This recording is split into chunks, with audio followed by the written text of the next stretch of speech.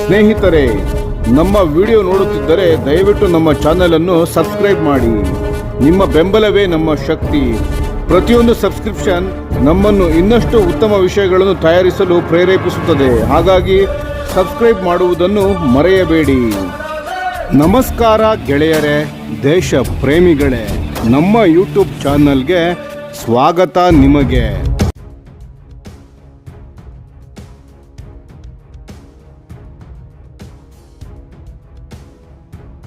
ಭಾರತವು ಈಗ ಅಧಿಕೃತವಾಗಿ ಮಲೇಷಿಯಾಕ್ಕೆ ತನ್ನ ರಕ್ಷಣಾ ಕೈಗಾರಿಕಾ ಸಹಕಾರವನ್ನು ಮತ್ತೊಂದು ಹಂತಕ್ಕೆ ಕೊಂಡೊಯ್ಯುವ ಮಹತ್ವದ ಪ್ರಸ್ತಾವನೆ ನೀಡಿದೆ. ಮಲೇಷಿಯಾದ ರಾಯಲ್ ಮಲೇಷಿಯನ್ ಏರ್ಫೋರ್ಸ್ ಬಳಕೆ ಮಾಡುತ್ತಿರುವ ಸುಖೋಯ್ Su-30 MKM ಯುದ್ಧ ವಿಮಾನಗಳ ಅಪ್ಗ್ರೇಡ್ ಪ್ಯಾಕೇಜ್ ಅನ್ನು ಭಾರತ ಅಧಿಕೃತವಾಗಿ ಪ್ರಸ್ತಾಪಿಸಿದೆ.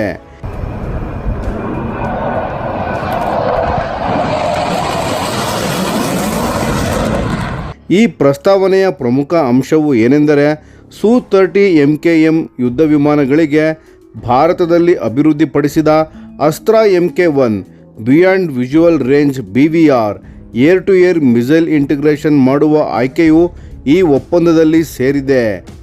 ಈ ಮಾಹಿತಿಯನ್ನು ಭಾರತದ ಹಿರಿಯ ರಾಜತಾಂತ್ರಿಕ ಅಧಿಕಾರಿಯೂ ಆದ ಸೆಕ್ರೆಟರಿ ಪಿ ಕುಮಾರನ್ ಅವರು ದೃಢಪಡಿಸಿದ್ದು, ಇದು ಭಾರತ ಮತ್ತು ಮಲೇಷಿಯಾ ರಕ್ಷಣಾ ಸಹಕಾರದಲ್ಲಿ ಒಂದು ಹೊಸ ಅಧ್ಯಾಯ ಆರಂಭವಾಗುತ್ತಿರುವ ಸಂಕೇತವಾಗಿದೆ.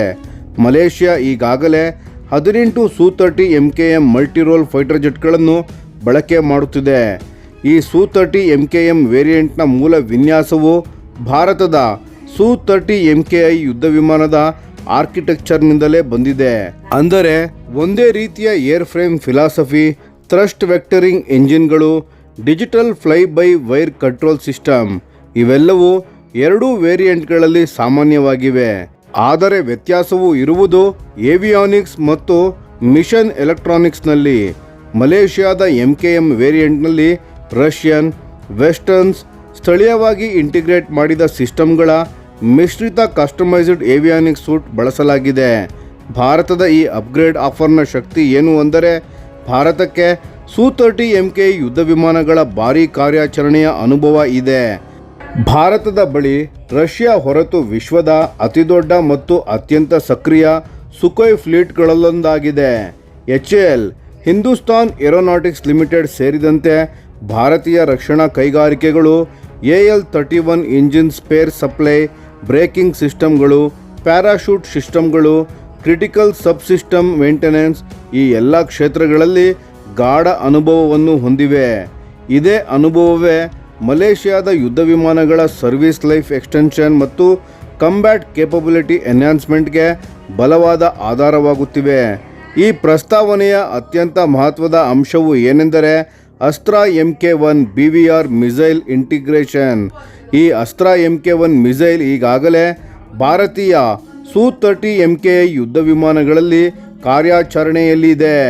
ಇದು ಮಲೇಷಿಯಾದ Su-30 MKM ವಿಮಾನಗಳಿಗೆ ದೀರ್ಘ ದೂರದ ಯುದ್ಧ ಸಾಮರ್ಥ್ಯವನ್ನು ಹಾಗೂ modern indigenous air to air strike capability ಹಾಗೂ ಕಂಬ್ಯಾಟ್ ಎನ್ವಲಪ್ ವಿಸ್ತರಣೆ ಎಲ್ಲವನ್ನು ನೀಡುವ ಶಕ್ತಿಯನ್ನು ಹೊಂದಿದೆ. ಯಾಕೆಂದರೆ MKM ಮತ್ತು MKI ಎರಡೂ ಒಂದೇ ಕೋರ್ ಏರೋಡೈನಾಮಿಕ್ ಡಿಸೈನ್ ಹೊಂದಿದ್ದು ಮತ್ತು ಫ್ಲೈಟ್ ಕಂಟ್ರೋಲ್ ಆರ್ಕಿಟೆಕ್ಚರ್ ಹೊಂದಿರುವುದರಿಂದ ಟೆಕ್ನಿಕಲ್ ದೃಷ್ಟಿಯಿಂದ ಈ ಇಂಟಿಗ್ರೇಷನ್ ಸಾಧ್ಯವಾಗುವ ಮಾರ್ಗವಿದೆ. ಆದರೆ ಇದರೊಂದಿಗೆ avionics harmonisation, software integration, certification, flight testing ಎಲ್ಲವೂ ಅಗತ್ಯವಿರುತ್ತದೆ. ಅಂದರೆ ಇದೊಂದು ಗಂಭೀರ ಇಂಜಿನಿಯರಿಂಗ್ ಪ್ರಕ್ರಿಯೆಯೇ ಆಗಿರುತ್ತದೆ. ಇನ್ನೊಂದು ಮುಖ್ಯ ಪ್ರಶ್ನೆ ಏನೆಂದರೆ, ಮಲೇಷಿಯಾ ತನ್ನ ಅಪ್ಗ್ರೇಡ್ ಅನ್ನು ಭಾರತದ Su-30 MKI ಮಾಡರ್ನೈಸೇಷನ್ ಯೋಜನೆಯಷ್ಟೇ ಆಳವಾದ ಮಟ್ಟದಲ್ಲಿ ಮಾಡುತ್ತದೆಯೇ ಎಂಬುದು. ಭಾರತ ಈಗಾಗಲೇ 84 Su-30 MKI ಯುದ್ಧ ವಿಮಾನಗಳಿಗೆ ಕಾಂಪ್ರಹೆನ್ಸಿವ್ ಅಪ್ಗ್ರೇಡ್ ಪ್ರೋಗ್ರಾಂ ತಯಾರಿಸುತ್ತಿದೆ. ಇದರಲ್ಲಿ avionics refresh, sensor upgrades, weapons integration, electronic warfare improvements ಎಲ್ಲವೂ ಸೇರಿವೆ.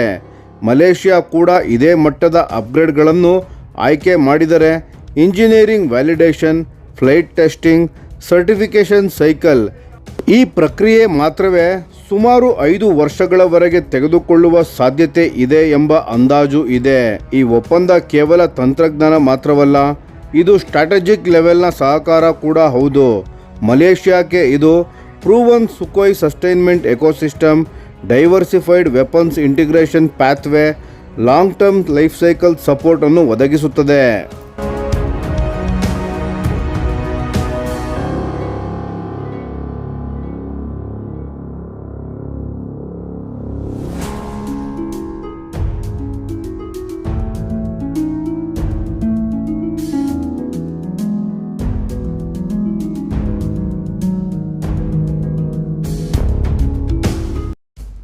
ಭಾರತಕ್ಕೆ ಇದು ಡಿಫೆನ್ಸ್ ಅಪ್ಗ್ರೇಡ್ ಎಕ್ಸ್ಪರ್ಟೈಸ್ ಎಕ್ಸ್ಪೋರ್ಟ್ ಮಾಡುವ ಅವಕಾಶ, ಗ್ಲೋಬಲ್ ಡಿಫೆನ್ಸ್ ಮಾರ್ಕೆಟ್ನಲ್ಲಿ ಹೊಸ ಸ್ಥಾನಮಾನಗಳು, long term defence partnership model ನಿರ್ಮಾಣ ಎಂಬ ತಂತ್ರಜ್ಞಾನದ ರಾಜತಾಂತ್ರಿಕ ಲಾಭವನ್ನು ನೀಡುತ್ತದೆ.